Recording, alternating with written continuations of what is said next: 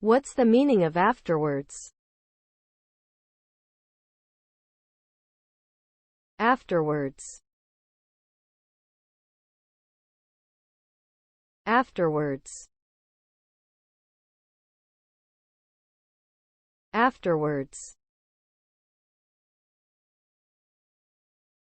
Afterwards. Afterwards.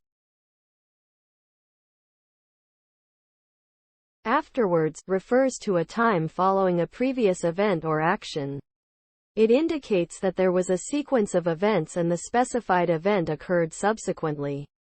It is often used in the context of a past activity, indicating what happened next. The word suggests a cause and effect relationship between two events. Its usage is common in spoken and written English and is considered a transitional word to indicate a shift in time. Overall, afterwards indicates a chronological order of events with a focus on the event that followed.